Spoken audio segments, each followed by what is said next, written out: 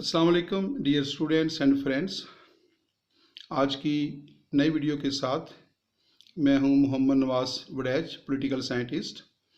आज की जो नई वीडियो है वो एंशिएंट ग्रीक से ताल्लुक़ रखने वाले एक और अजीम फ़िलासफ़र एरिस्टोटल के बारे में है।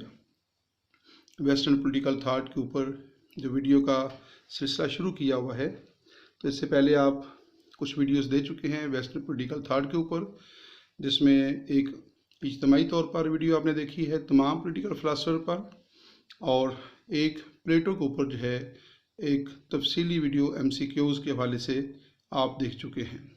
तो आज नई वीडियो है एरिस्टोटल यानी अरस्तु। ये कदीम यूनानी मुफक्कर है और कदीम यूनानी मुफक्करीन में इसका एक बहुत आला मुकाम है। तो आइए हम देखते हैं कि अरस्तु जो है यानी एरिस्टोटल कौन था, उसके सियासी नज़रियात क्या थे, उसकी सोच और फ़िक्र क्या थी, और मुख्तलिफ़ सियासी मामलात के मतलब, मुख्तलिफ़ सियासी अमूर के मतलब, सियासी इदारों के मतलब उसका नुक्ता नज़र क्या है, उसके ख्यालात क्या हैं। वेस्टर्न पॉलिटिकल थाट के ऊपर ये एपिसोड नंबर 4 है और इसका मेन टाइटल है एरिस्टोटल वेस्टर्न पॉलिटिकल थाट। जी, एरिस्टोटल कौन है, इसके बारे में जो भी पॉलिटिकल साइंस का स्टूडेंट है वो अच्छी तरह जानता है। Aristotle is called the father of political science. इसको बाबा सियासियात भी कहा जाता है, फादर ऑफ पॉलिटिकल साइंस, क्योंकि एरिस्टोटल पहला सियासी मुफक्कर है जिसने इल्म सियासियात को, पॉलिटिकल साइंस को दीगर उलूम जो थे उनसे अलग किया था। इससे पहले जो है कदीम यूनान के अंदर इल्म सियासियात का, मुआशियात का, अखलाकियात का और कई दीगर उलूम का एक साथ मुताला किया जाता था। तो एरिस्टोटल जो है उसने सबसे पहले जो है इस बात का तयन किया कि इल्म सियासियात अपने मौज़ूआत के अतबार से एक अलग और मुनफरिद मज़मून का दर्जा रखता है। तो उसने इल्म सियासियात की हदबंदी की और इल्म सियासियात को दीगर उलूम से अलग करके इसको एक इंडिपेंडेंट डिसिप्लिन का दर्जा दिया। Date is why Aristotle is called the father of political science. Aristotle कौन है? Who is Aristotle? Founder of realistic school of thought and father of political science. इसके अलावा एरिस्टोटल है अथॉरिटी ऑफ आर्ग्यूमेंट्स। तीन बड़ी खसूसियात हैं एरिस्टोटल का। जो मुकाम है उसका तयन करने के सिलसिले में उसको तीन बड़े टाइटल से याद किया जाता है। He is founder of realistic school of that. जैसा कि लास्ट वीडियो के अंदर जो है हमने देखा था कि जो प्लेटो है he was the founder of idealist school of thought, and on the other way Aristotle is called the founder of realistic school of thought. इसके अलावा he is considered the father of political science. बाबा सियासियात उसको कहा जाता है, और authority of arguments ये भी उसका टाइटल है कि वो आर्ग्यूमेंट्स के अंदर जो है वो अपनी अथॉरिटी रखता है। Aristotle was not Athenians by birth. एरिस्टोटल के बारे में मैं आपको बता दूं कि सुक्रेटिस का तल्लुक एथेंस के साथ था, प्लेटो का तल्लुक भी एथेंस के साथ था। तो जो एरिस्टोटल है he was not Athenians by birth, तो उसने जो है वो एथेंस के अंदर तालीम हासिल की थी, क्योंकि फिर उसका बहुत ज़्यादा अरसा जो है वो अपने उस्ताद प्लेटो के साथ तालीम हासिल करने के सिलसिले में गुजरा। तो आमतौर पर यही ख्याल किया जाता है कि वो एथियंस है, लेकिन रियलिटी ये है Aristotle was not Athenians by birth. He was native of Stagira in Thrace. वो थ्रेस की जो रियासत थी, जो सिटी स्टेट थी, उसका एक इलाका है स्टेग्रा। तो अरस्तु जो है यानी एरिस्टोटल जो है belong to Stagira in Thrace. He was born in 384 BC, 384 BC यानी कबल मसीह जो है वो पैदा हुआ। He studied in Plato's academy about 20 years. तो जब he was at the age of 17, जब उसकी उम्र 17 साल हुई तो उसने प्लेटो की एकेडमी को ज्वाइन किया और फिर 37 साल की उम्र तक जो है, यानी मुसलसल 20 साल तक जो है वो एकेडमी के अंदर जो है वो तालीम हासिल करता रहा। तो 20 साल का अरसा जो है उसने अपने उस्ताद प्लेटो के साथ गुजारा। तो he studied in plateaus academy about 20 years. Aristotle was born in Stagira. Stagira was a Greek colony on the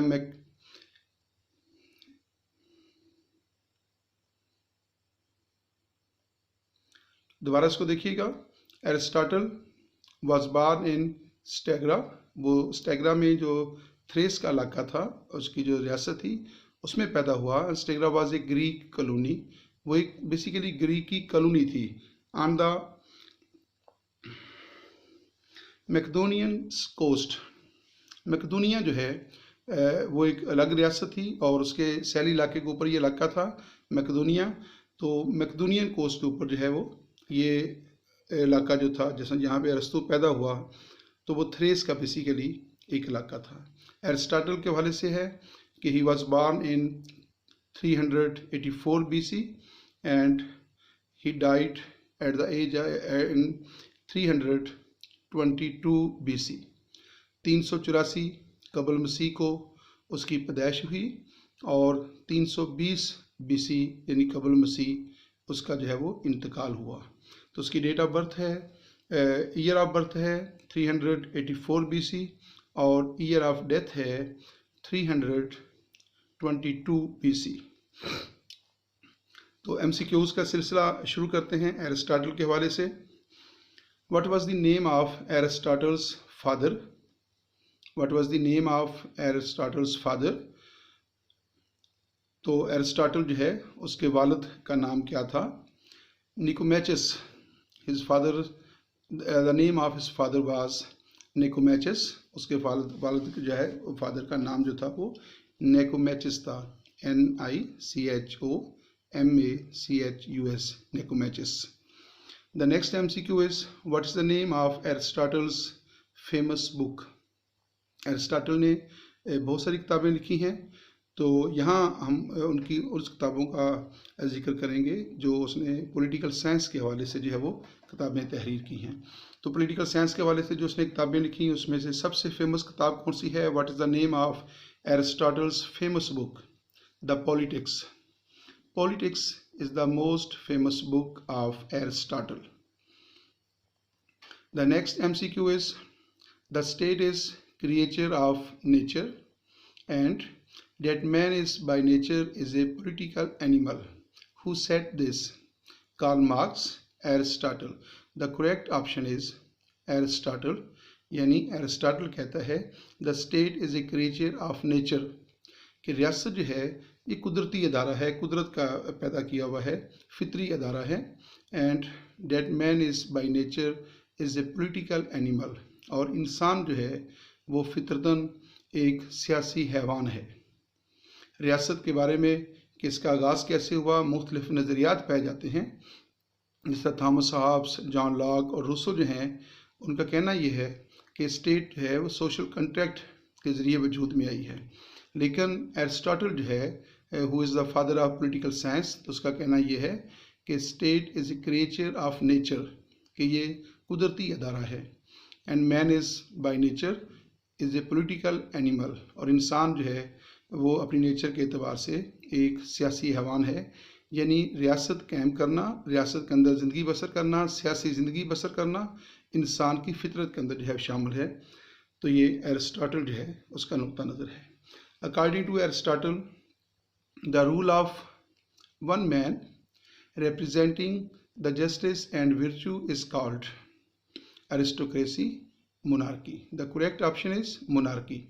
दोबारा इसको सुनिएगा। According to Aristotle, the rule of one man, यानी एक फर्द की हुक्मरानी, rule of one man representing the justice and virtue is called, जो कि justice और विर्चू को जो है रिप्रेजेंट कर रहा हो।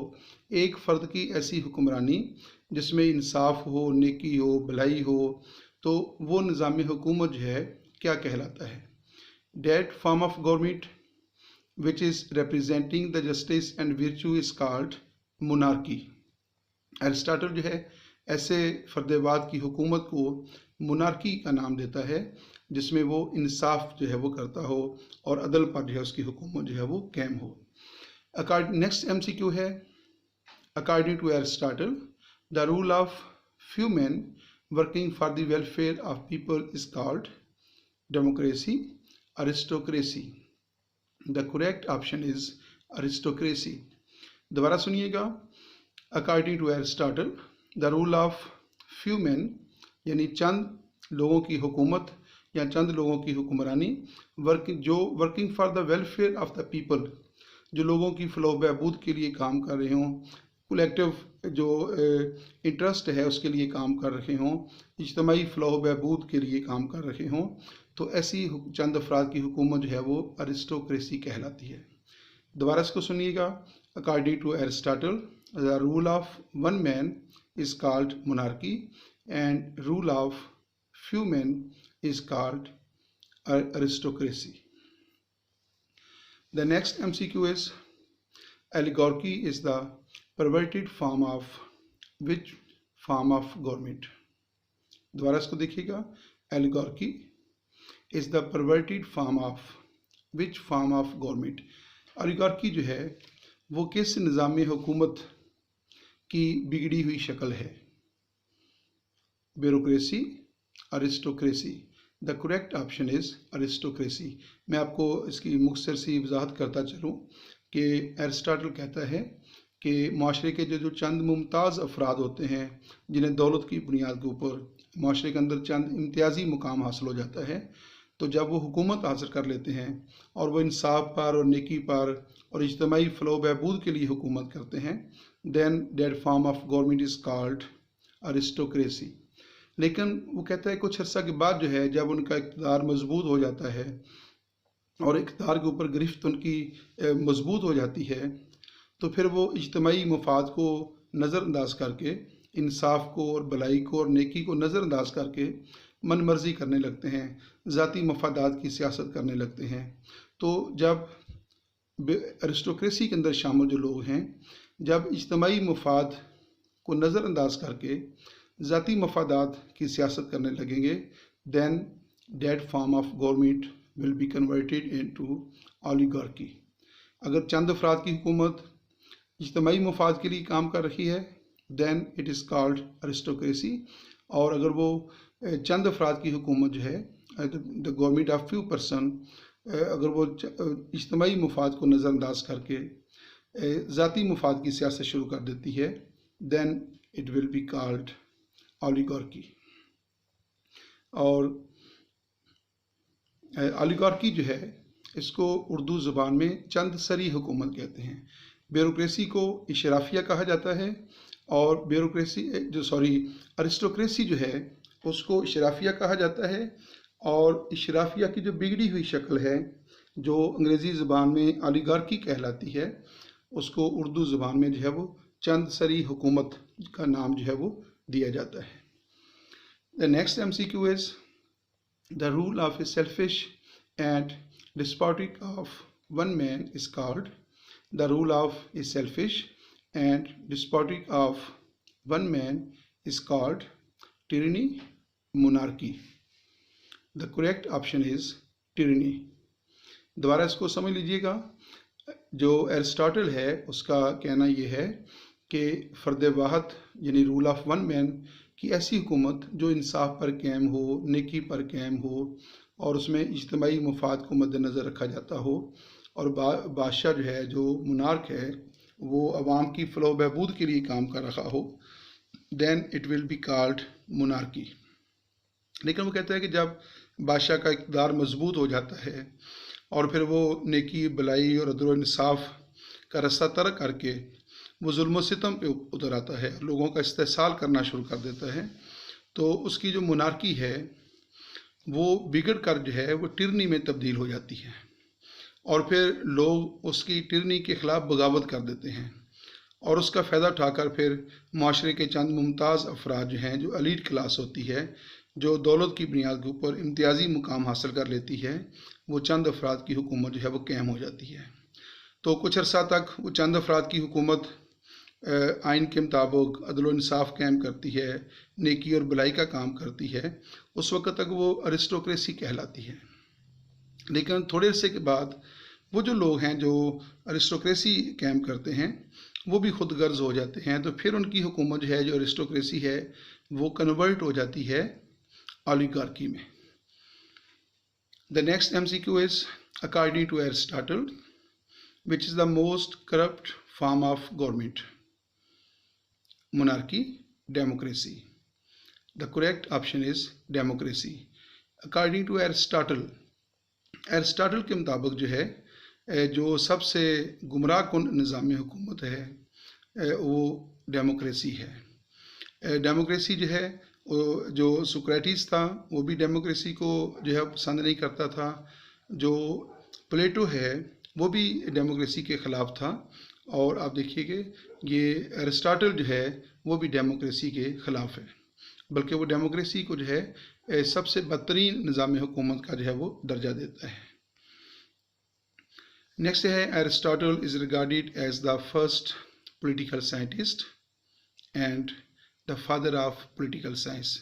ये दो बहुत अहम टाइटल हैं एरिस्टोटल के, जो उसके नाम के साथ मंसूब हैं।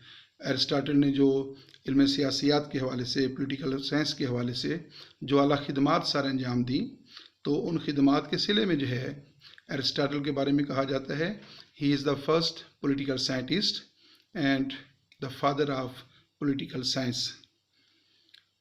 अगरचे अफलातून जो है, प्लेटो जो है, उसने भी बहुत अहम काम किया है पॉलिटिकल फ़िलासफ़ी के हवाले से, लेकिन जो काम एरिस्टोटल ने किया है और वो काम प्लेटो जो है नहीं कर सका।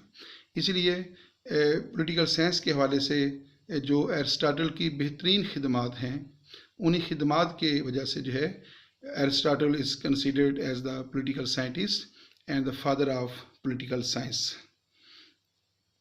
नेक्स्ट देखते हैं क्या लिखा है। प्लेटो was imaginative, poetic, romantic, idealist, synthetic। ये प्लेटो की फ़ीचर्स हैं, प्लेटो की शख्सियत की खसूसियात हैं कि वो इमेजिनेटिव ज़्यादा है और वो पोइटिक ज़्यादा है, उसकी रोमांटिकिज़म उसमें पाया जाता है। और पॉलिटिकल साइंस के हवाले से जो सबसे अहम बात यह है कि वो आइडियलिस्ट है, मिसालियत पसंद है और सिंथेटिक है वो।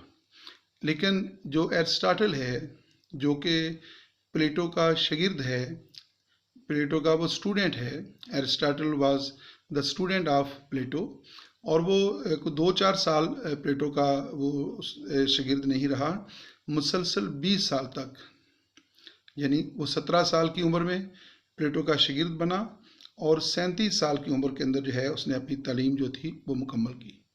तो 20 साल तक जो है वो प्लेटो के ज़ेर साया रहा, प्लेटो के ज़ेर तरबियत रहा। लेकिन अगर प्लेटो के और एरिस्टोटल के सियासी नज़रियात को देखा जाए तो उसमें हमें बहुत सारा फ़र्क नज़र आता है। प्लेटो क्या है, वो उसकी खसूसियात और हैं, उसकी शख्सियत और रंग की है, और Aristotle was analytical, scientific, realist and more logical. तो अब देखें कि उसके ज़ेर साया रहने के बावजूद भी और उससे मुसलसल 20 साल तालीम हासिल करने के बावजूद भी ना तो प्लेटो जो है उसने उसको मजबूर किया कि तुम मेरे नक्शे कदम पर चलो, और ना ही एरिस्टोटल जो है उसने उस्ताद को इस हवाले से फॉलो किया कि उस्ताद की कही हुई हर बात जो है आंखें बंद करके जो है उसको तस्लीम कर लिया जाए और उसकी अताअत की जाए। ऐसा नहीं है। तो प्लेटो ने उसको ये सिखाया कि तुम अपने दिमाग से खुद सोचो और ख़ुद उसके ऊपर जो है वो काम करो। प्लेटो ने उसको इल्म ज़रूर दिया, लेकिन उसकी जो सोच है उसको बंद नहीं किया। ये बहुत बड़ी बात है। प्लेटो जो है उसने उसको अपने अंदाज से, अपनी सोच के मुताबिक जो है वो काम करने का मौका फराहम किया। यही वजह है कि प्लेटो जो है उसके बाद एरिस्टोटल का जो मकाम है वो पॉलिटिकल साइंस की सर्विसेज के हवाले से बहुत ज़्यादा अहमियत का जो है वो हामिल है।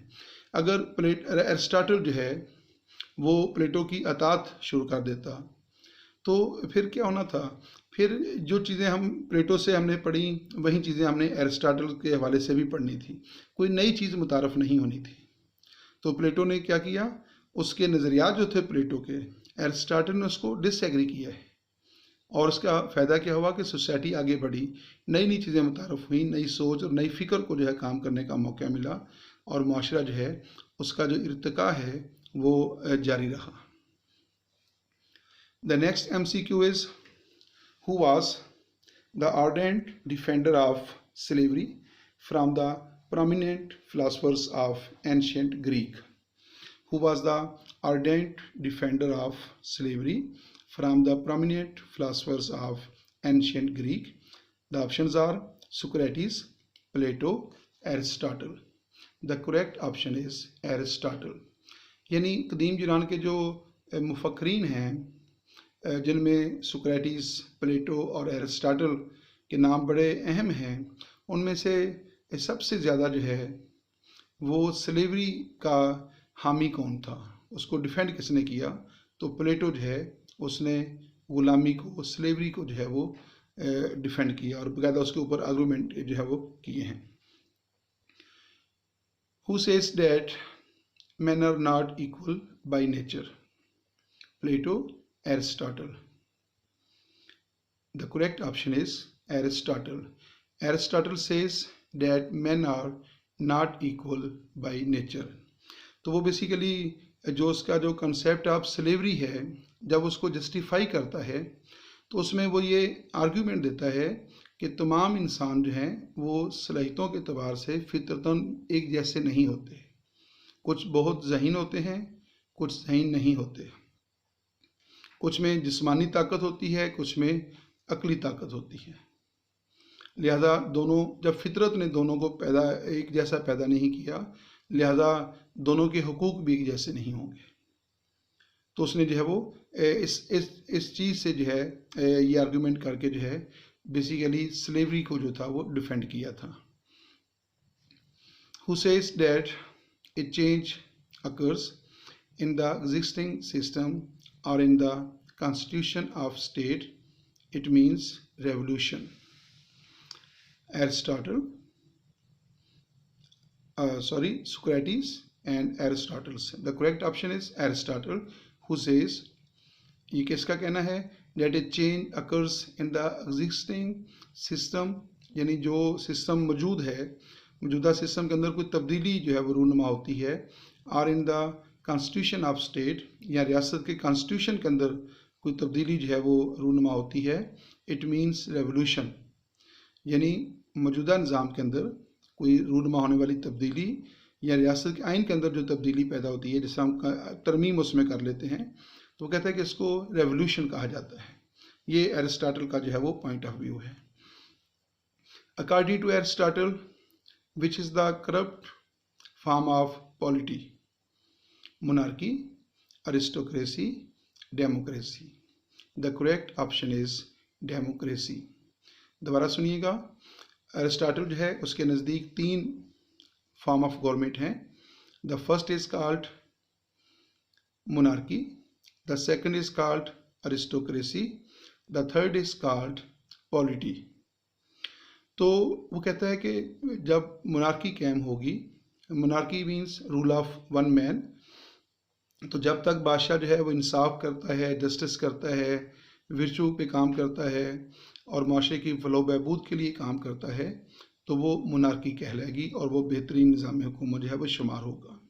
लेकिन वो कहता है थोड़े अरसे के बाद उसकी जो हुकूमत है वो जुल्म सितम के ऊपर जो है वो काम करना शुरू कर देती है और वो ख़ुद गर्ज हो जाती है और वो अदल इंसाफ को भूल जाती है, तो देन मोनार्की जो है वो टिरनी में तब्दील हो जाती है।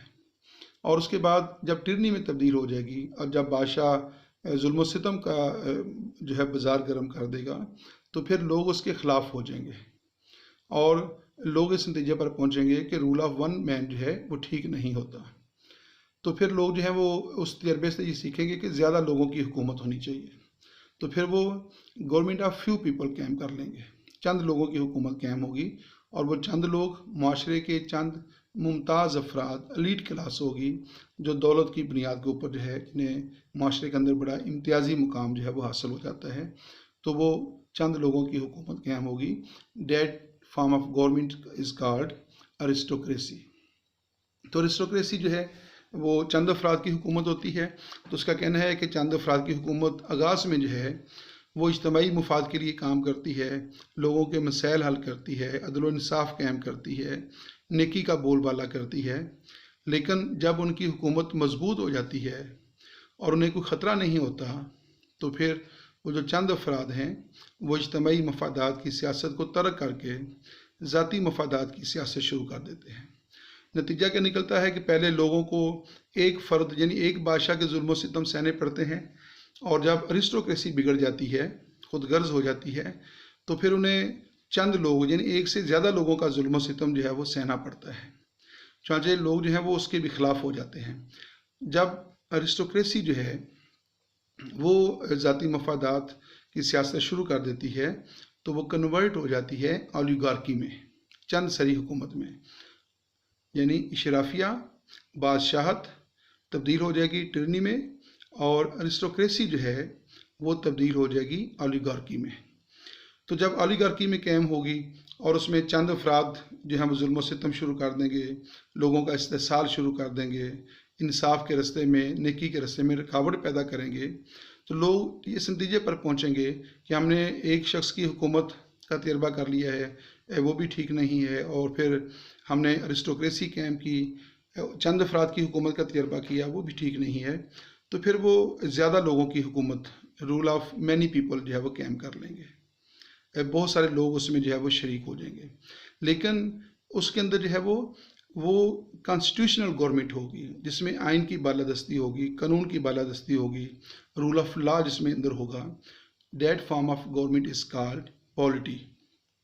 पॉलिटी मीन्स कॉन्स्टिट्यूशनल गवर्नमेंट, जिसमें तमाम इकदाम जो हैं वो आइन और कानून के मुताबिक होंगे। तो कहता है कि ये आइडियल गवर्नमेंट है, एरिस्टोटल के मुताबिक ये आइडियल गवर्नमेंट है जो पॉलिटी कहलाती है और कॉन्स्टिट्यूशनल गवर्नमेंट होती है। लेकिन वो कहता है कि जब ये गवर्नमेंट कायम हो जाती है और थोड़े अरसे बाद जो है यहाँ भी जो है एक जो हुक्मरान लोग होते हैं वो कॉन्स्टिट्यूशन को और रियासती कवानीन को नज़रअंदाज कर देते हैं और मनमर्जी करने लगते हैं, और अपना असर रसूख इस्तेमाल करके वो लोगों का इस्तेसाल और जुल्म जबर जो है शुरू कर देते हैं। तो देन पॉलिटी जो है वो चेंज हो जाती है इनटू डेमोक्रेसी। तो डेमोक्रेसी जो है according to Aristotle is the perverted form of polity.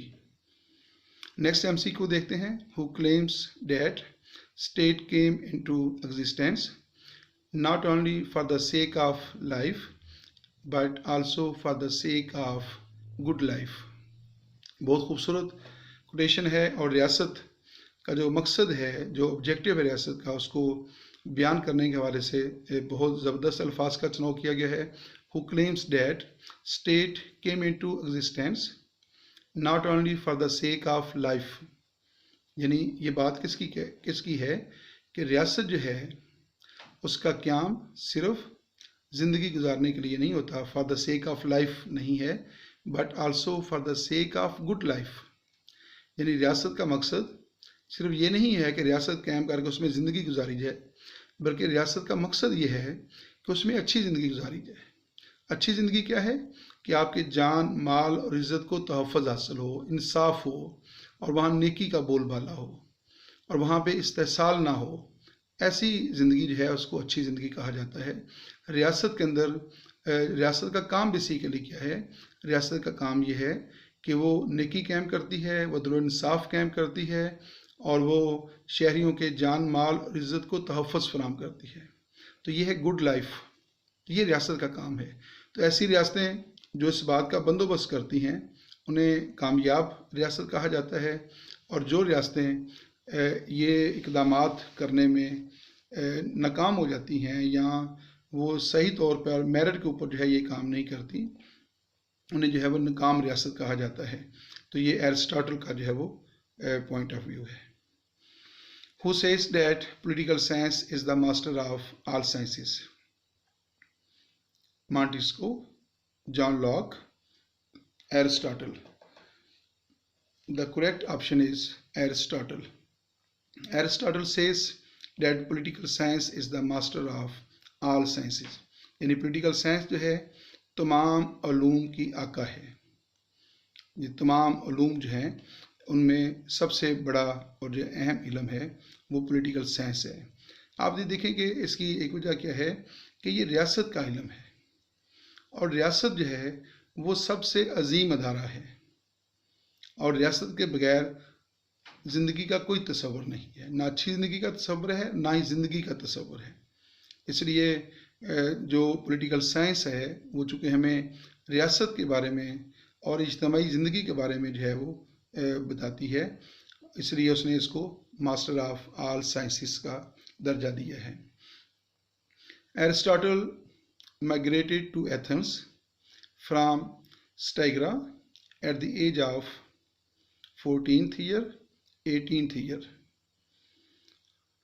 इसमें थोड़ा सा है मसला है, तो ये बेसिकली है 17th ईयर।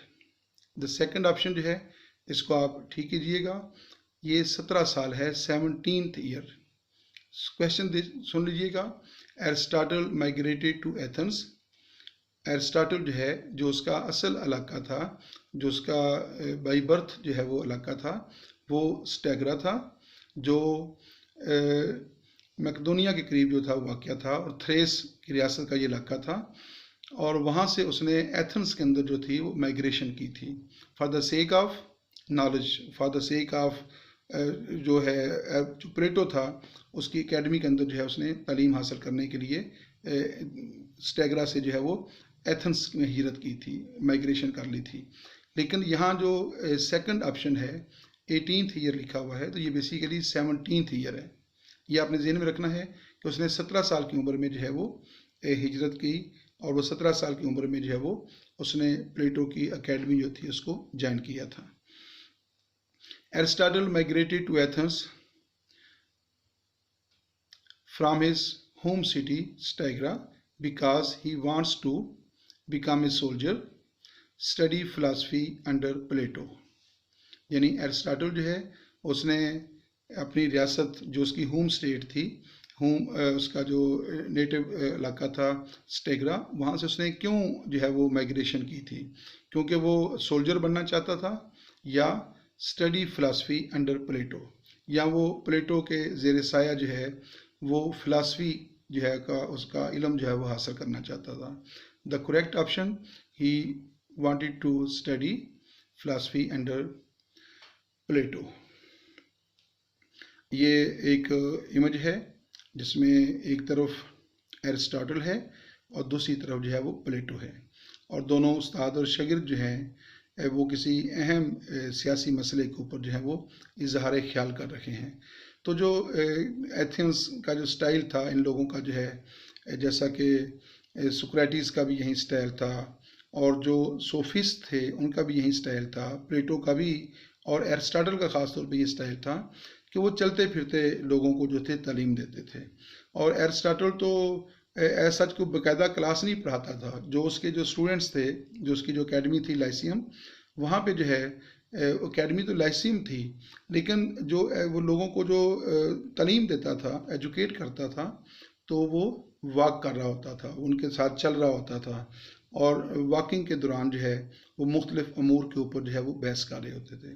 तो एक तो ये है कि ये पूरे एथेंस का तरीका तदरीस था जिसको सोफिस्ट ने भी इख्तियार किया, जो सोक्रेटिस है और जो प्लेटो है इन्होंने भी यही तरीक़ेकार इख्तियार किया था और एरिस्टोटल ने भी यही तरीक़ेकार इख्तियार किया था। और खुसूसी तौर पे जो एरिस्टोटल है उसने इसको जो है वो बहुत ज़्यादा प्रमोट किया। Aristotle studied under Plato for 20 years. आगे लिखा हुआ है कि from 17 to 37, 30 years. The correct option is 20 years, यानी जब उसकी उम्र 17 साल थी, व्हेन ही वाज 17, जब वो 17 साल का हुआ तो उसने वहाँ से माइग्रेशन की अपने नेटिव सिटी से, और वो एथेंस में आ गया और वहाँ पे उसने प्लेटो की एकेडमी में जो है वो एडमिशन लिया, और फिर 37 साल की उम्र तक जो है वो वहाँ पे एज ए स्टूडेंट जो है रहा। तो कुल 20 साल तक जो है उसने प्लेटो के साथ गुजारे हैं। तो जब 20 साल उसने गुजारे, और चाहिए तो ये था कि प्लेटो की शख्सियत, प्लेटो के नज़रियात, उसकी सोच और फ़िक्र जो है उसका असर जो है वो एरिस्टोटल पर होता, लेकिन ऐसा नज़र नहीं आता। यानी 20 साल गुजारने के बावजूद भी एरिस्टोटल जो है वो कई जगहों के ऊपर जो है वो अपने उस्ताद प्लेटो के सियासी नज़रियात से डिसएग्री करता है। तो इसका मतलब ये नहीं है कि वो डिसओबे कर रखा है या वो नाफरमानी कर रहा था। तो नाफरमानी में तो सोचा भी नहीं जा सकता कि इतना अजीम शख्स जो है वो अपने उस्ताद को डिसओबे करता। तो ये डिसओबे नहीं है, लेकिन जो अजीम उस्ताद है उसने उसको ऐसा माहौल फराम किया कि वो अपने जहन के साथ सोच सके। उसने उसके सामने चीज़ें रखी कि ये चीज़ें हैं, और उसको अख्तियार दे दिया कि तुम चाहो तो इनको एक्सेप्ट कर लो, चाहो तो इनके मतलब अपनी सोच, अपनी फ़िक्र, अपने नज़रिए के मुताबिक जो है या अपना नुक्ता नज़र जो है वो पेश करो। और एरिस्टोटल जो है उसने दूसरा ऑप्शन जो था वो अख्तियार किया। तो इसलिए जो है जो एरिस्टोटल है वो हमें बहुत सारे मौक़ों के ऊपर जो है अपने उस्ताद प्लेटो से डिसएग्री करता हुआ नज़र आता है।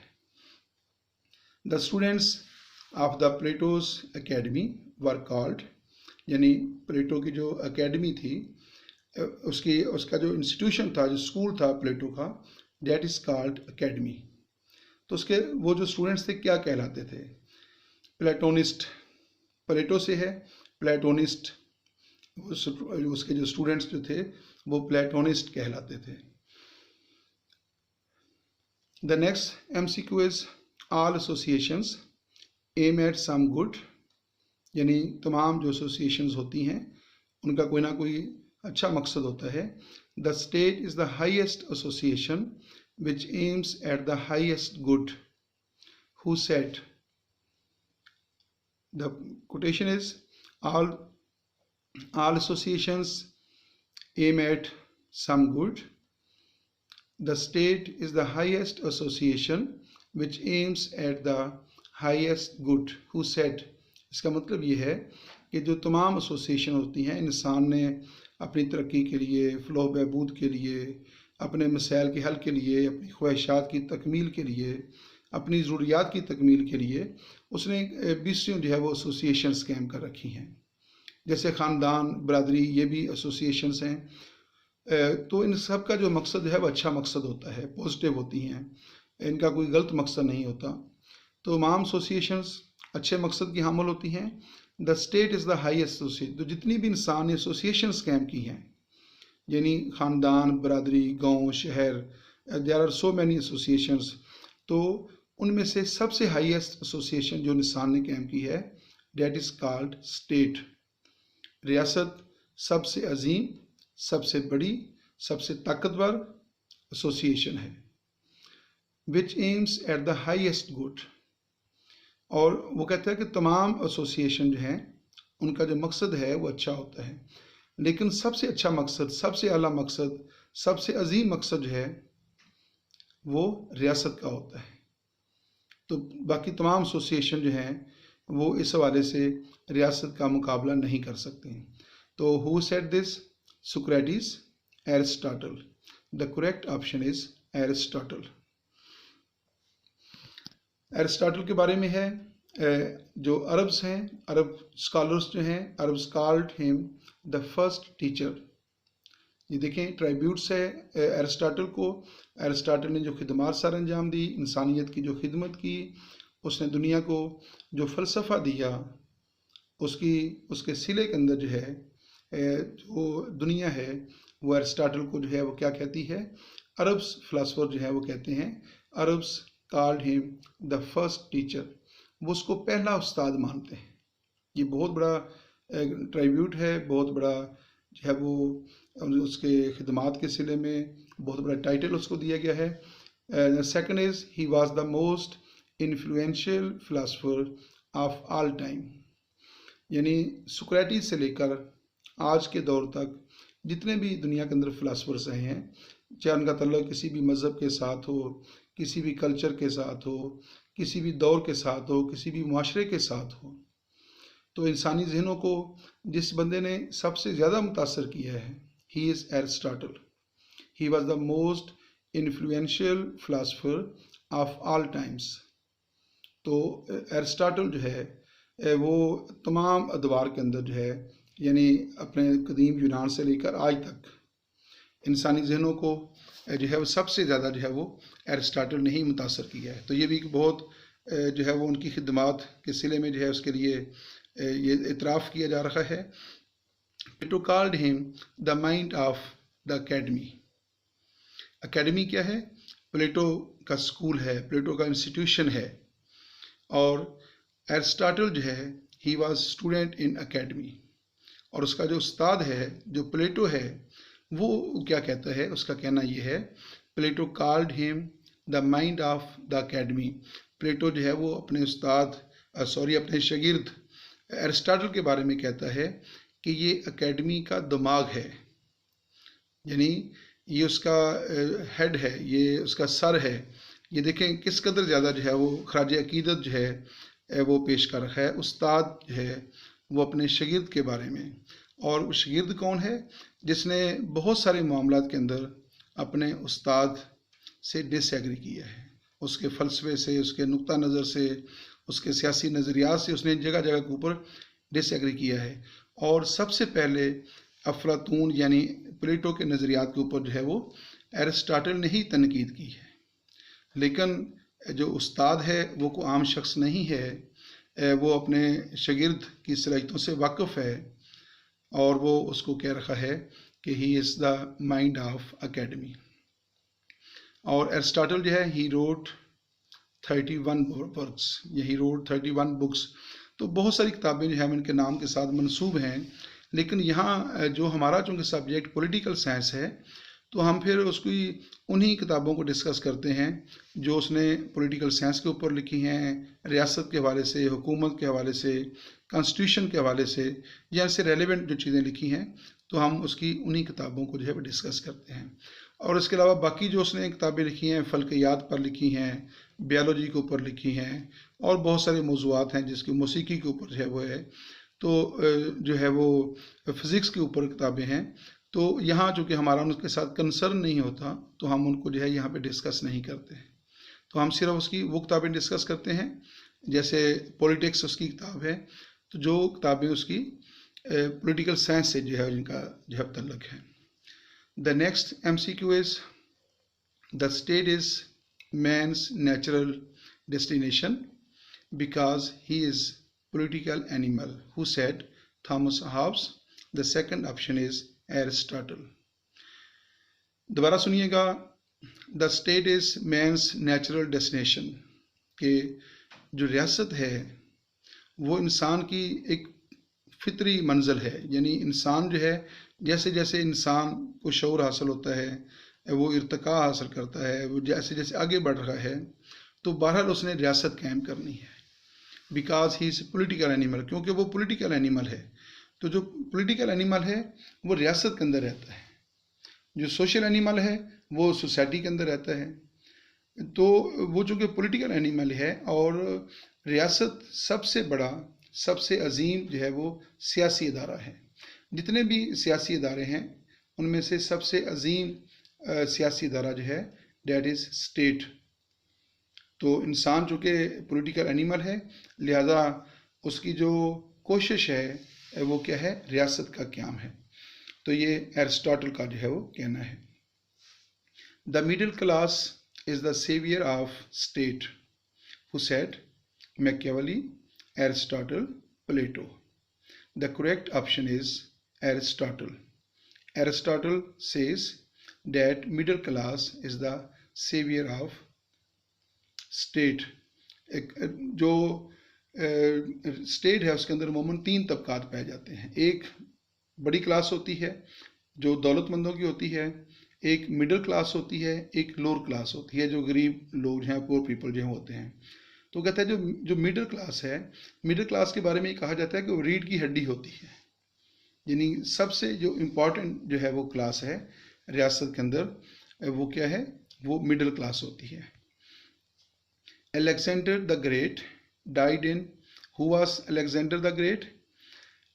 जो एरिस्टोटल है उसका शागिर्द अलेक्जेंडर द ग्रेट है। अलेक्जेंडर द ग्रेट जो है वो एरिस्टोटल का शागिर्द है, जिसकी स्टेट जो थी मैकेडोनिया है।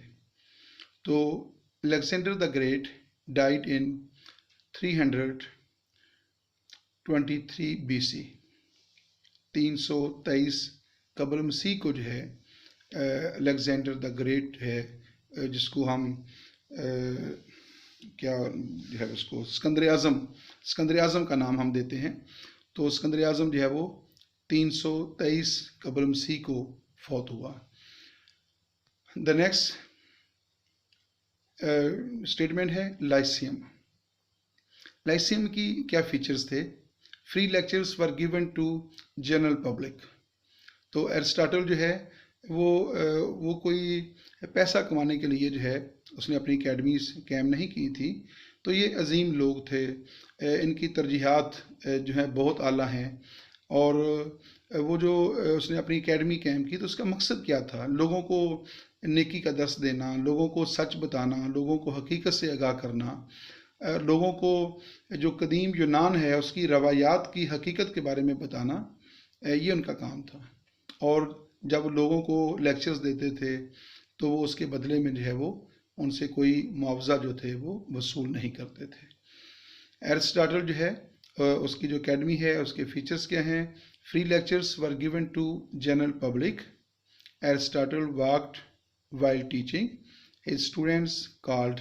मैंने आपको पहले बताया कि एरिस्टोटल जो है उसका जो वे ऑफ टीचिंग था, मेथड ऑफ टीचिंग जो था, तो वो वॉकिंग स्टाइल था, वो वॉक अबाउट करता था।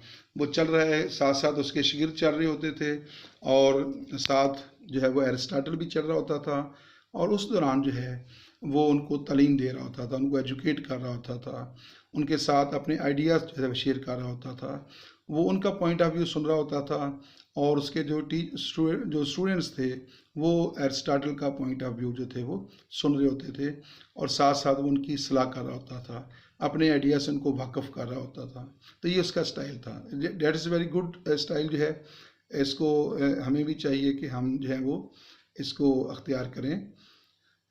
दोबारा इसको देखते हैं। Free lectures were given to general public, और दूसरा अहम क्या उसका फीचर था, Aristotle worked while teaching his students. जब वो अपने स्टूडेंट को टीच कर रहा होता था तो वो पैदल चल रहा होता था। उसके जो स्टूडेंट्स थे वो जो थे वो teaching his students called peripatetics, sorry, the correct pronunciation is peripatetic। जो उसके जो स्टूडेंट्स थे, जो उसका जो स्टाइल है, जो मेथड ऑफ टीचिंग जो था, that was called peripatetic, to walk about. इसका मतलब है टू वॉक अबाउट। फिर इसी के हवाले से एक नया क्वेश्चन है, हु आर पेरीपेटेटिक्स, यानी पेरीपेटेटिक्स कौन थे? Students of Plato, students of Aristotle. The correct option is students of Aristotle's, क्योंकि वो उसके साथ चल रहे होते थे, वॉकिंग कर रहे होते थे, और वॉकिंग के दौरान वो तालीम हासिल करते थे। तो जो लाइसियम है, लाइसियम एकेडमी के जो स्टूडेंट्स थे, लाइसियम स्कूल के जो स्टूडेंट्स थे, they were called peripatetics. Alexander the great, ये रिपीट हो गया है, पहले भी ये क्वेश्चन आ चुका है। चलें इसको दोबारा देखते हैं। Alexander the great died in 300 BC, 323 BC। The correct option is 323 BC. The next MCQ is, which type of charges were imposed on Aristotle after the death of Alexander? जब अलेक्जेंडर जो है उसका उस्ताद था और वो जो है वो सिकंदर आज़म था, वो वक़्त का बादशाह बन गया, तो ज़ाहिर है जो एरिस्टोटल है उसके साथ उसके बड़े गहरे तल्लुकात थे, तो जब जो अलेक्जेंडर द ग्रेट है, जब उसका इंतकाल हो गया, उसका डेथ उसकी हो गई, तो उसके बाद जो है एरिस्टाटल के ऊपर मुख्तलिफ इल्ज़ामात लगाए गए थे।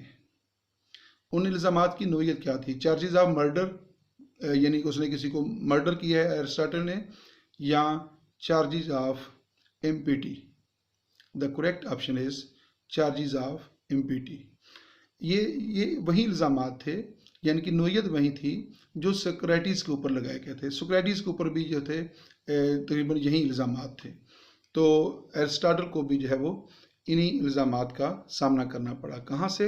एथेंस के अंदर जो है जब सुकरात के नज़रियात फैले, उसके फॉलोअर्स बहुत बढ़ गए, तो वहाँ भी एथेंस के जो हुक्मरान थे वो उससे खौफजदा हो गए थे और उन्होंने तकरीबन वही इल्ज़ामात लगाए थे जो सुकरात के ऊपर लगाए गए थे।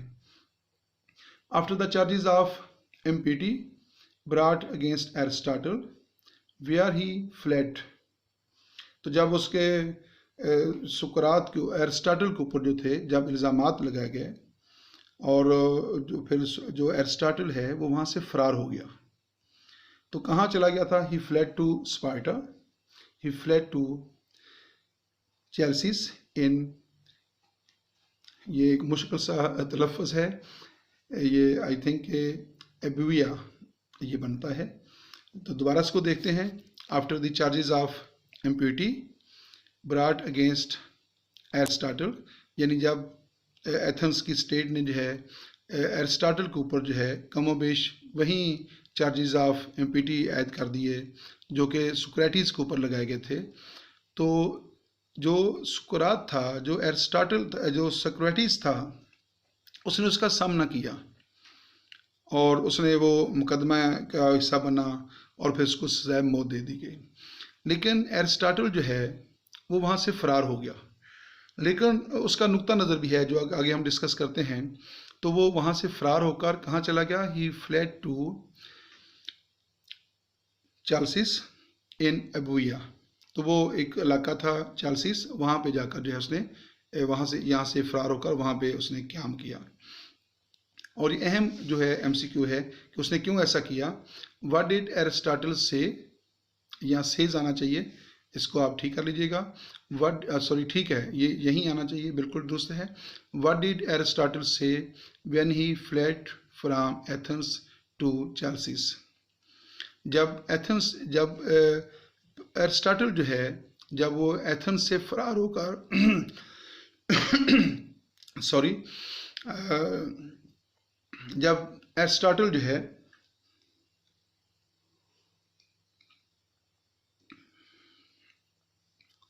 जब एरिस्टाटल एथेंस से फरार होकर चाल्सिस चला गया, तो उसने क्या जवाब क्या पेश किया और उसका जवाब क्या दिया। तो उसने कहा, यानी एरिस्टाटल सेड, ये है डेट, इसमें स्पेलिंग का मसला है, THAT, that, he would not allow the Athenians to commit sin against philosophy. दोबारा देखिएगा। What did Aristotle say when he fled from Athens to Chalcis. जब एरिस्टाटल के ऊपर मुख्तलिफ इल्ज़ामात लगाए गए और उन इल्ज़ामात की नोयत वही थी कि नौजवान नस्ल को गुमराह किया जा रहा है, नौजवान नस्ल को बिगाड़ा जा रहा है, तो जो एरिस्टाटल था वो एथेंस से फरार होकर वो कहीं और चला गया। जहाँ वो गया वो चाल्सिस का इलाका कहलाता है। तो अब सवाल ये पैदा होता था कि जो सुक्रेटिस है जब उसके ऊपर इल्ज़ाम लगा तो उसने उन इल्ज़ामात का सामना किया और सज़ाए मौत जो थी वो उसके मुकद्दर में आई। लेकिन जो एरिस्टाटल है वो उसने उन इल्ज़ामात का सामना नहीं किया, वो वहाँ से फरार हो गया। वो क्यों फरार हुआ? तो उसके बारे में एरिस्टाटल सेड डेट, ये डेट है, ये ध्यान में रखिएगा, that he would not allow the Athenians, कि वो एथियंस को दोबारा इस बात की इजाज़त नहीं देगा to commit sin against philosophy, कि वो फिलॉसफी के ख़िलाफ़ दोबारा कोई जुर्म करें। यानी जो जुर्म उन्होंने एथेंस ने सुक्रेटिस को सज़ाए मौत दी और उसने सच बोला था और उसको सच बोलने के सज़ा के तौर पे जो है उसको सज़ा मौत दे दी गई, तो उसने कहा कि अब मैं एथेंस को दोबारा वो जुर्म नहीं करने दूंगा जो उन्होंने सुकरात को सज़ा मौत देकर जुर्म किया है। तो ये उसने जो है वो पॉइंट ऑफ व्यू जो था वो पेश किया। The political philosophy of Aristotle based on moral philosophy, morality, both are correct. दोबारा देखिएगा, the political philosophy of Aristotle based on moral philosophy, morality, both are correct. तो इसमें दोनों ऑप्शन जो है वो दुरुस्त हैं। एरिस्टोटल जो है वो जो उसकी जो पॉलिटिकल फिलॉसफी है वो उसकी बुनियाद जो है वो मोरालिटी के ऊपर रखता है, मॉरल फिलॉसफी के ऊपर जो है वो रखता है। तो वो अखलाकियात को और सियासत को एक दूसरे से अलग नहीं करता। वो सियासत और अखलाकियात को इकट्ठे लेकर चलना चाहता है। जिस तरह अल्लामा इकबाल जो है वो कहते हैं कि जुदा हो दीन सियासत से तो रह जाती है चंगेज़ी। तो कमोपेश जो एरिस्टोटल है उसका भी नुक्ता नज़र ये है कि सियासत से अगर मोरालिटी को निकाल दिया जाए तो पीछे फिर खुद गर्जी बच जाती है, लिहाजा सियासत और मोरालिटी जो है इनको साथ साथ चलना चाहिए। नेक्स्ट देखते हैं, who said the end of politics is the best of ends. ये एंड जो है इसका मतलब है मकसद, यहाँ एंड का मतलब है मकसद। The end of politics is the best of ends, यानी सियासत जो है उसका मकसद जो है वो बेहतरीन मकसद होता है। And the main concern of politics is to develop a certain character in the citizens and to make them good and noble citizens. यानी जो सियासत है उसका मकसद बहुत आला है और वो अच्छा मकसद रखती है, और जो पॉलिटिक्स है उसका जो मेन कंसर्न इस बात के साथ होता है कि वो अपने जो शहरी हैं, जो सिटीजन्स हैं, उनकी कैरेक्टर बिल्डिंग करे, उनको रियासत का नोबल शहरी बनाए, उनको ज़िम्मेदार और फ़र्ज़शनास जो है वो शहरी बनाए। ये सियासत का जो है मकसद है। तो अगर सियासत का ये मकसद हो तो सियासत एक बहुत बड़ी नेकी है। ये किसका कहना है? एरिस्टोटल। गोया एरिस्टोटल जो है उसकी सोच और फिक्र ये है कि सियासत का मकसद बड़ा आला है। सियासत का मकसद माशरे के अंदर नेकी को फ़रोग़ देना है, इंसाफ कायम करना है, इज्तिमाई मफाद का तहफ़्फ़ुज़ करना है। तो सियासत का अगर ये मफ़हूम लिया जाए तो बिलाशुबा सियासत एक बहुत बड़ी नेकी है। लेकिन सियासत एक नेकी का दर्जा तब ही हासिल कर सकती है अगर वो अखलाकियात के दायरे में रहे, अखलाकियात के साथ उसको जुड़ा रहने दिया जाए। अगर अखलाकियात से अलग कर दिया जाए, उसको मज़हब से अलग कर दिया जाए, तो फिर सियासत जो है वो नेकी का जो दर्जा है उससे वो महरूम हो जाती है। In which book Aristotle gives his moral philosophy. Aristotle की कौन सी किताब है जिसके अंदर उसने अपनी मॉरल फिलॉसफी जो है वो बयान की है? द पॉलिटिक्स और Nicomacheans ethics. The correct option is Nicomachean ethics. उसकी किताब, वैसे आमतौर पे उसको एथिक्स भी कहा जाता है उसकी किताब जो है, लेकिन उसका पूरा नाम जो है वो निकोमैकियंस एथिक्स है। तो एरिस्टोटल जो है वो अपनी किताब निकोमैकियन एथिक्स के अंदर मॉरल फिलॉसफी को बयान करता है। तो और उसी मॉरल फिलॉसफी के ऊपर जो है वो पॉलिटिकल फिलॉसफी की बुनियाद रखता है। The next MCQ is who is founding father of Greek philosophy? Socrates, Plato, Aristotle. तो ये तीन लोग हैं, सुक्रेटिस है, उसके बाद प्लेटो है, एरिस्टोटल है, और ये तीनों जो हैं ये एक ही सिलसिले की कड़ी हैं। सबसे पहले सुक्रेटिस का नाम है। सुक्रेटिस उस्ताद है और उसका जो शागिर्द है वो प्लेटो है। और प्लेटो को डिसाइपल कहा जाता है, यानी उसको स्टूडेंट या प्यूपल नहीं कहा जाता, क्योंकि उसने जो है वो बड़ी अतात की है और उसका वो फॉलोअर्स है, उसका वो चेले की तरह है, यानी उसके नक्शे कदम पर चला है। उसने कहीं पे सुक्रेटिस के नज़रियात से डिसएग्री नहीं किया। तो इस हवाले से जो है वो डिसाइपल के मानों में जो है आता है। लेकिन जो एरिस्टोटल है, जो कि प्लेटो का शागिर्द है, डेट इज़ कॉल्ड स्टूडेंट या प्यूपल उसको कहा जाता है, डिसाइपल नहीं कहा जाता, क्योंकि डिसाइपल जो है वो ऐसा शख्स होता है, ऐसा स्टूडेंट होता है जो अपने टीचर से डिसएग्री नहीं करता, वो उसके नक्शे कदम पर चलता है और उसकी हाँ में हाँ मिलाता है और उसी के आइडियाज़ को आगे लेकर चलता है। तो हम देखते हैं कि जो एरिस्टोटल है उसने तो जगह जगह डिसएग्री किया है, that is why Aristotle is considered a student. Who is the author of these books? ये बुक्स की नीचे लिस्ट है। The Nicomacheans ethics, the politics, the constitution, the colonies. The correct answer is Aristotle. ये Aristotle की 4 किताबें हैं और ये चारों की चारों जो है वो पॉलिटिकल साइंस के ऊपर हैं, वो सियासत के ऊपर हैं, रियासत और हुकूमत के बारे में या उसके मुख्तलिफ मामलात के बारे में है। तो ये लिस्ट आप ज़रूर याद रखिएगा, इसके बारे में MCQs जो हैं वो आपको आ सकते हैं। Who is the author of these books? The Nicomachean ethics, the politics, the constitution, the colonies. The correct option is Aristotle. Which book of Aristotle explains his political and social ideas? The Colonies, the Politics, the Nicomachean Ethics। यानी Aristotle जो है उसकी कौन सी किताब जो है उसके सियासी और समाजी नज़रियात को जो है वो बयान करती है? The correct answer is the politics. Next MCQ है, which political philosopher is of the view that the purpose of literature should be to create beauty, harmony, rhythm, grace and peace in soul? Aristotle or Plato? The correct option is Plato।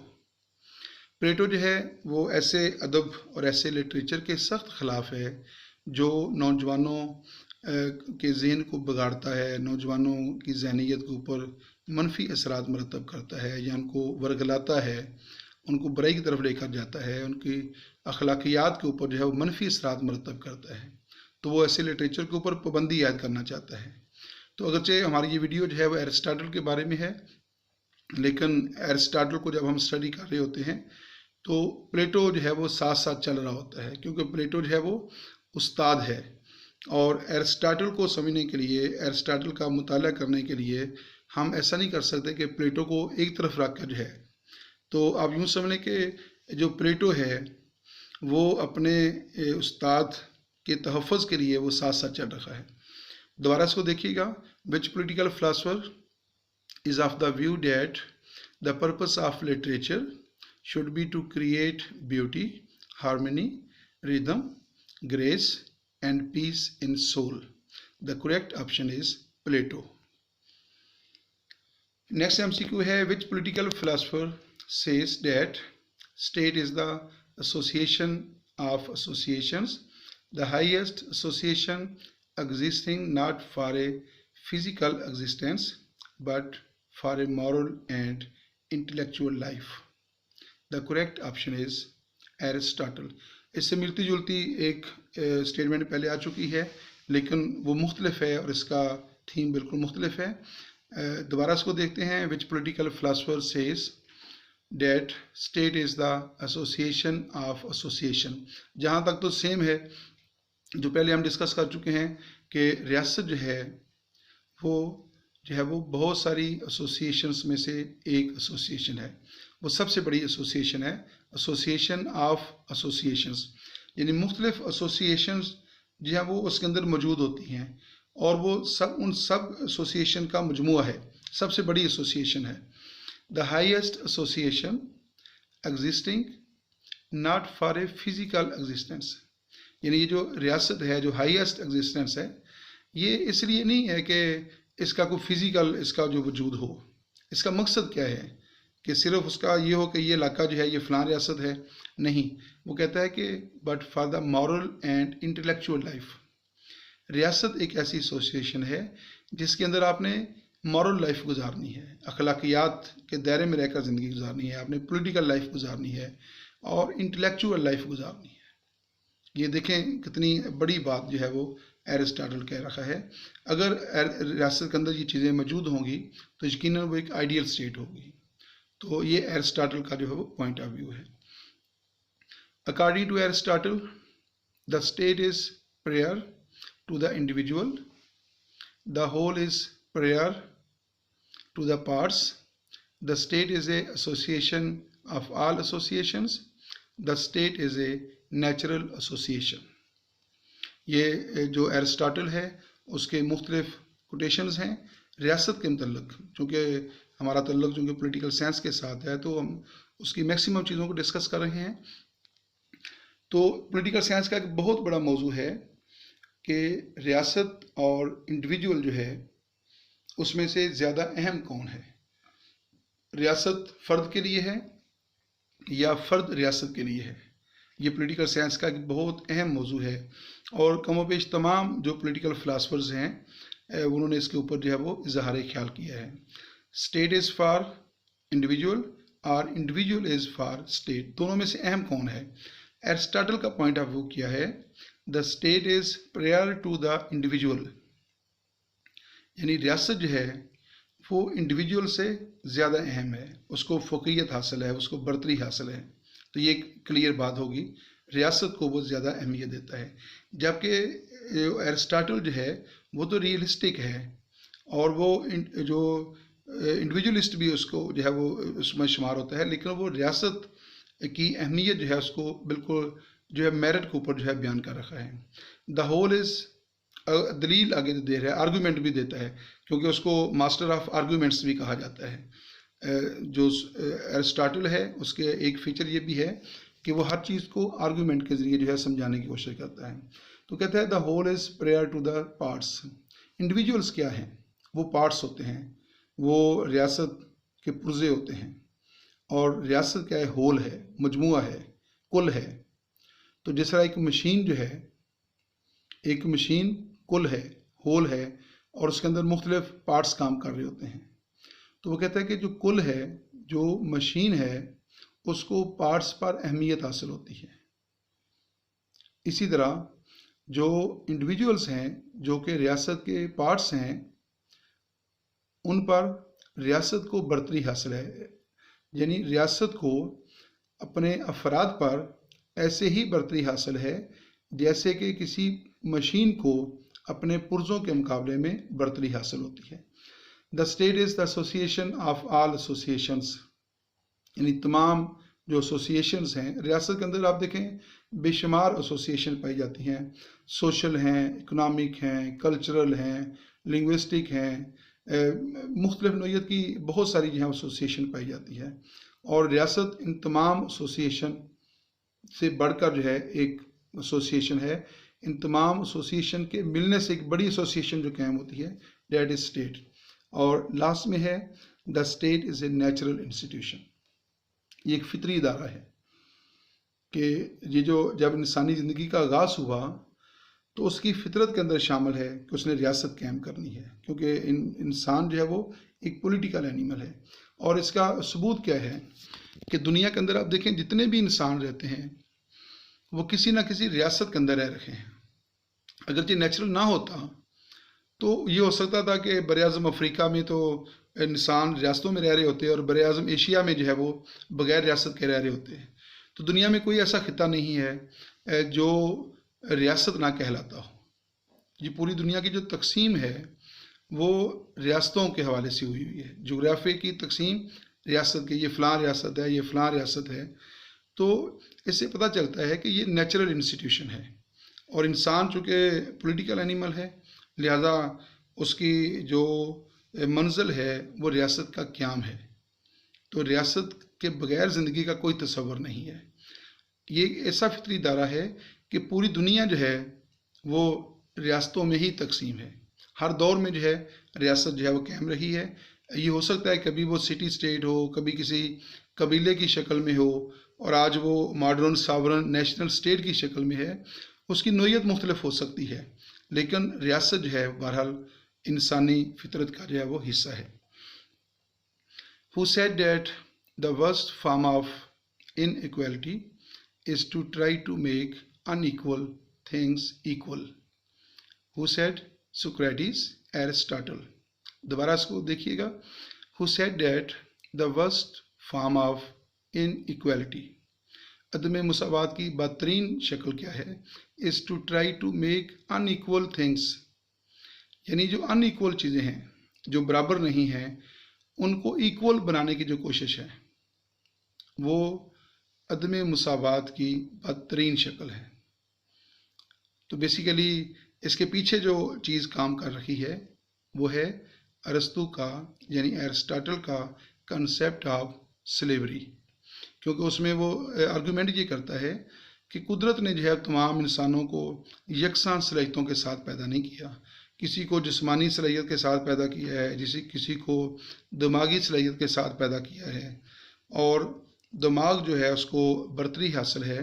तो कुछ लोगों को हुक्मरानी के लिए पैदा किया गया है और कुछ लोगों को अतात के लिए पैदा किया गया है। तो वो कहता है कि इनका फितरतन जो है वो स्टेटस जो है बराबर नहीं होता, लिहाजा गुलामी जो है वो जायज़ है। तो उसको जो है वो आर्ग्यू करते हुए जो है वो ये कहता है, the worst form of inequality is to try to make unequal things equal, यानी अदम मुसावात की बदतरीन शक्ल ये है कि जो अनइक्वल चीज़ें हैं, जिनके दरमियान फ़र्क है, कुदरत ने फ़र्क रखा है, उनको बराबर जो है दर्जा दे दिया जाए। तो ये एरिस्टोटल का जो है वो पॉइंट ऑफ व्यू है। We make war that we may live in peace, who said? Karl Marx, Aristotle, and this is said by Aristotle. Aristotle says that we make war that we may live in peace. ये एक philosophy है, एक theory है जिसके ऊपर बहुत सारे लोगों ने काम किया है, वार फॉर पीस।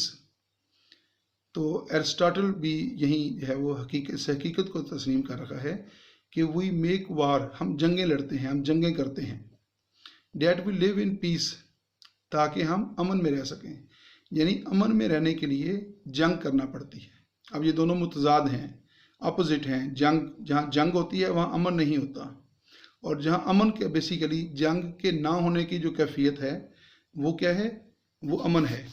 यानी हम जब कहते हैं ना अमन यहाँ पे है, इसका मतलब कि वहाँ पे जंग नहीं है, और जहाँ पे जंग होती है वहाँ पे अमन नहीं होता।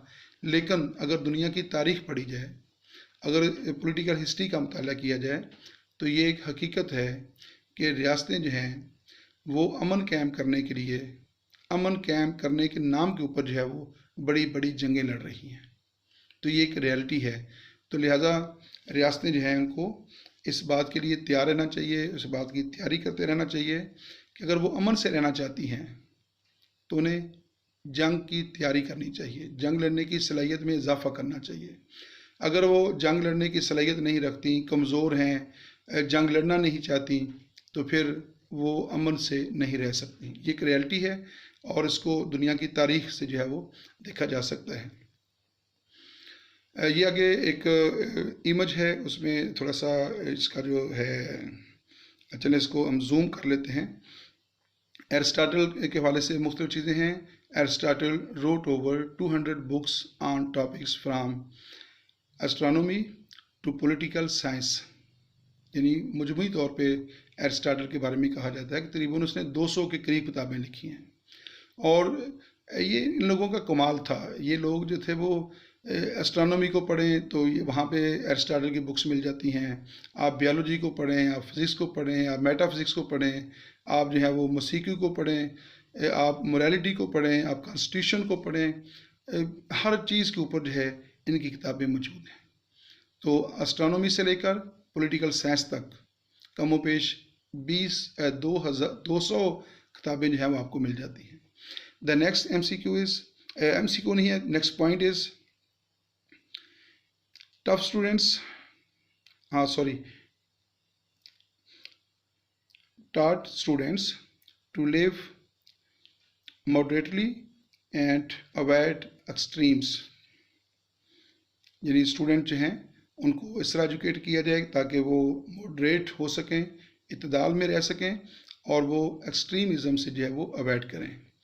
The first person to observe facts and then classify them, यानी एरिस्टोटल जो है he was the first person who observes the facts, जिसने फैक्ट्स के ऊपर काम किया, उसका ऑब्जर्व किया है, एंड देन क्लासीफाई दैम, और फिर उनकी उसकी दर्जाबंदी भी जो है वो की है।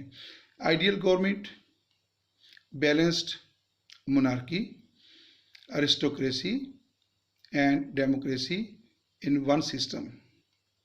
यानी जो आइडियल गवर्नमेंट्स हैं उसमें बैलेंस्ड मोनार्की है, अरिस्टोक्रेसी है, और फिर जो democracy in one system. Believed power should rest with the middle class because they know how to both lead and obey. ये पहले बात हो चुकी है कि रियासत के जो 3 क्लासेस होती हैं जो बहुत अमीर लोगों पर मुश्तमिल होती है, दूसरी मिडिल क्लास होती है, अपर क्लास, मिडिल क्लास और लोअर क्लास। तो जो लोअर क्लास है उसके बारे में वो कहता है कि वो सबसे इम्पॉर्टेंट है, वो सेवियर ऑफ स्टेट है। तो बिलीव्ड जो है वो कहता है कि believed power should rest with the middle class, यानी ताकत जो है वो मिडिल क्लास के पास होनी चाहिए। बिकॉज दे नो, क्योंकि वो जानते हैं, मिडिल क्लास ही जानती हैं, हाउ टू बोथ लीड, यानी मिडिल क्लास के पास एक सलाहियत ये होती है कि वो लीड कर सकती है, उसके अंदर कायदाना सलाहियतें भी होती हैं, and they know how to obey, और उनके अंदर जो है वो ओबे करने की सलाहियत भी होती है। तो दोनों सलाहियतें जो हैं हाकुम और महकूम ये आप कह सकते हैं तो उनके अंदर पाई जाती हैं। तो इसको जो है वो ये एक नेक्स्ट और इमेज है, ये पहले भी जो है इमेज आ चुका है, जिसमें दोनों अजीम उस्ताद और शागिर्द जो हैं वो किसी अहम मौजू के ऊपर जो है वो गुफ्तगू में मसरूफ़ हैं।